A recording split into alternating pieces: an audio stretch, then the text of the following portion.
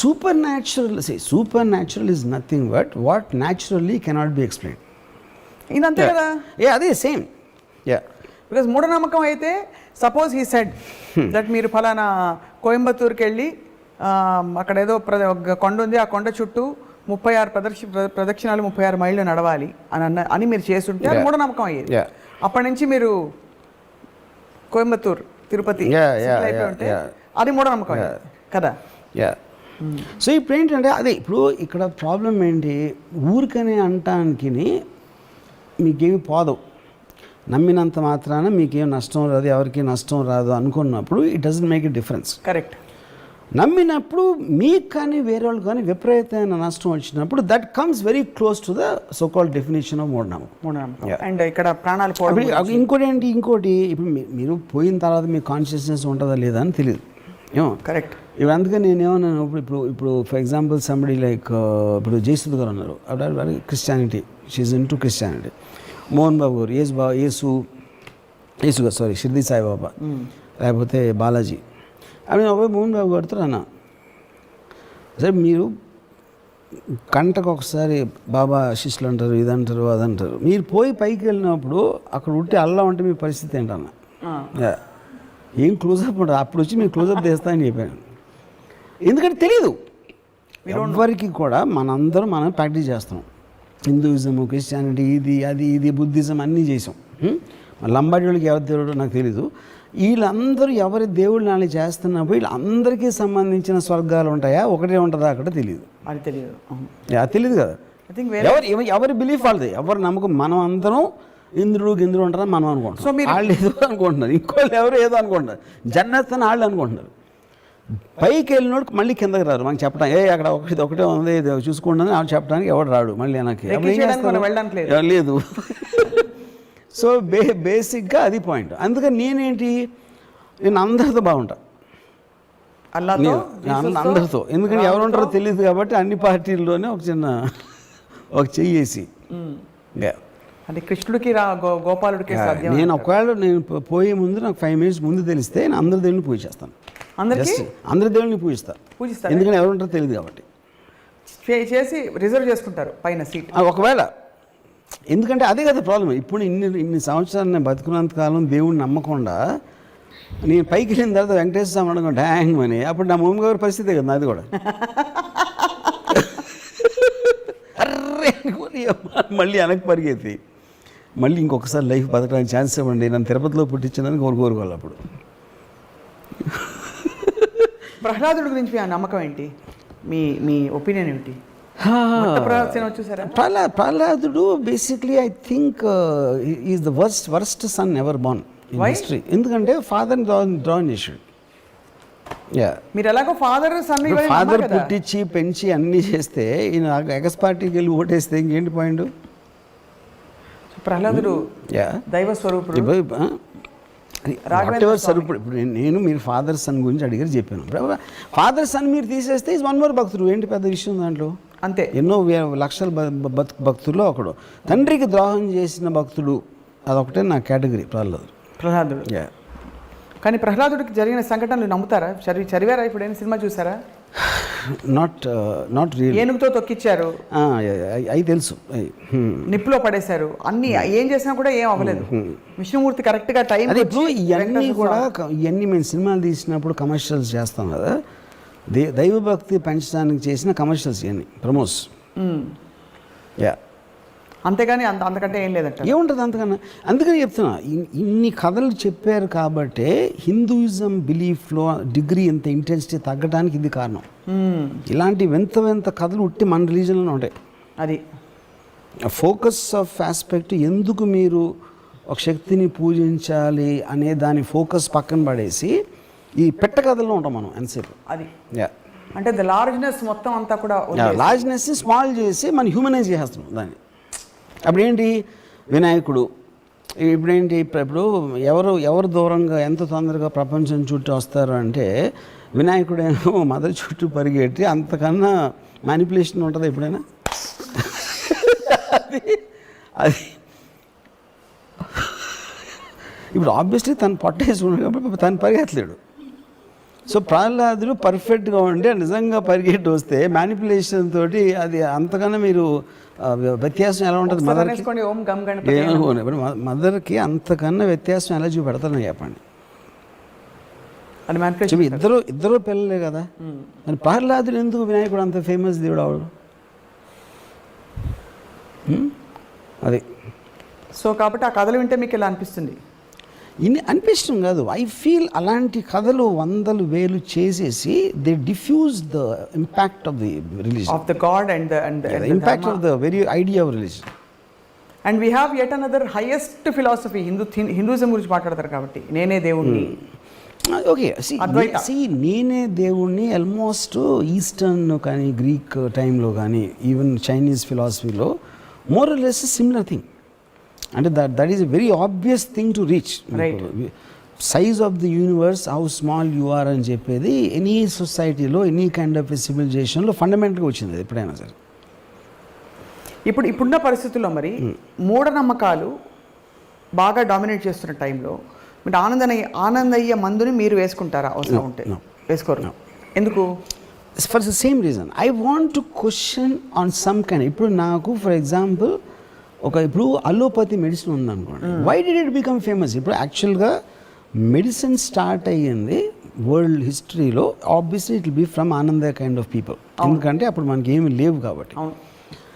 ఆ టైంలో మూలిక, వేర, ఇదా, ఆక, వాటెవర్, అది ఆ టైం నుంచి దాన్ని డెవలప్ అవుతా ఒక పర్టిక్యులర్ టైంలో science based system is what is so called allopathy, which is the reason world ఓవర్లో కూడా రైట్ మీకు అలోపతి హాస్పిటల్స్ డామినెంట్గా ఉంటాయి కానీ not anything to do with this. Okay, అప్పుడు మీరు ఇప్పుడు మీ మదర్కి లేకపోతే మీ ఇంట్లో ఫాదర్కో లేకపోతే ఎవరికో వచ్చినప్పుడు మీరు న్యూయార్క్లో స్లోన్ కేటరింగ్కి వెళ్తారు, డబ్బులు ఉంటాయి. ఒకవేళ అపోలో హాస్పిటల్కి ఎందుకు వెళ్తారు? అవును, ఎక్కడ most sophisticated I mean equipment ఉంది. Sophisticated equipment is about science, right? You, know ఆటోమేటిక్గా. So majority of the people always move toward science, right? ప్రాక్టికల్గా మాట్లాడటానికి మాత్రం నమ్మకాల గురించి మాట్లాడతారు. అది నాకు తెలిసిన చాలామంది దే కంప్లీట్లీ ఆనందయ్య కరెక్ట్ అంటారు, కానీ మళ్ళీ పొద్దున్న మళ్ళీ is going to Apollo hospital. చేపల మంది కూడా అంతే కదా. Same thing.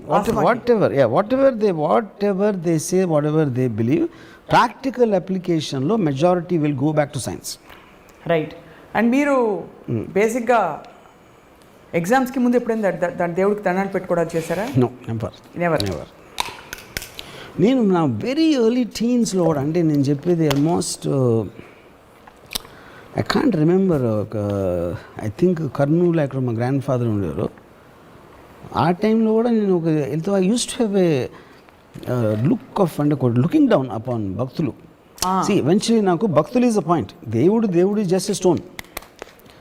ఈ చుట్టూ ఉన్న భక్తుల మీద ఐ నెవర్ హ్యాడ్, అది నాకు భక్తుల మీద నాకు అసలు ఇంప్రెషన్ పోవటానికి మెయిన్ కారణం మా నాన్నమ్మ.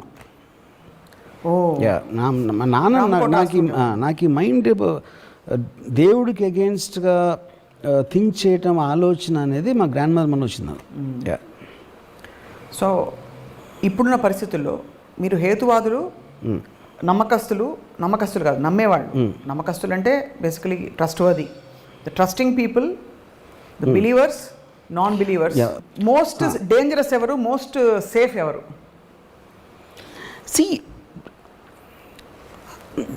Dangerous definitely నమ్మకస్తులు.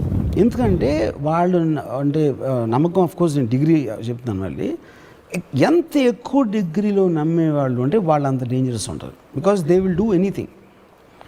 సైన్స్ బేస్డ్లో వాళ్ళు చాలా ఆలోచిస్తారు, 1-10 సార్లు ఆలోచించి చెక్ చేసుకుని, డిస్కస్ చేసుకుని, మాట్లాడుకుని, ప్రోస్ అండ్ కాన్స్ అన్నీ చూస్తారు.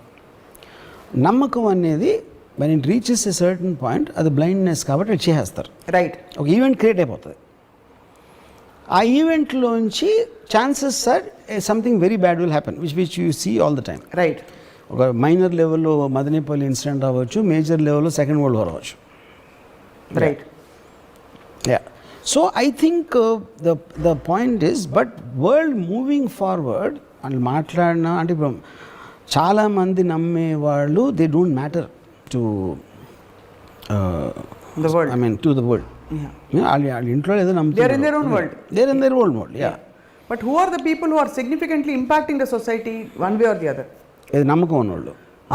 నమ్మకం ఉన్నవాళ్ళు. I mean, see, ఇప్పుడు if you look at it, ఒక కంట్రీ ఉందనుకోండి, బీజేపీ నమ్మేవాళ్ళు ఉంటారు, కాంగ్రెస్ నమ్మేవాళ్ళు ఉండొచ్చు, ఇంకో పార్టీ నమ్మేవాళ్ళు ఉండొచ్చు. System doesn't work like that. మరి ఏదైతే గవర్నింగ్ సిస్టమ్ ఏదైతే ఉంటుందో it doesn't work on belief system, it works on science, it works on processes.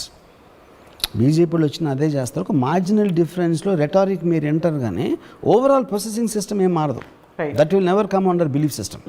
Yeah, judicial process అవ్వచ్చు, ప్రాసిక్యూషన్ ప్రాసెస్ అవ్వచ్చు, ఎగ్జిక్యూటివ్ అడ్మినిస్ట్రేషన్ ప్రాసెస్ అవ్వచ్చు, all of them will work on process. They don't work on beliefs. Right. What you feel about the strong non believers? లేదు లేదు లేదు అని అర్చి గీపెట్టి చెప్పేవాడు. See, strong non-believers are as stupid as all the worse than మూఢనమ్మకాలు. Yeah. భగవాన్ తుమ్ high చెప్పండి. Yeah.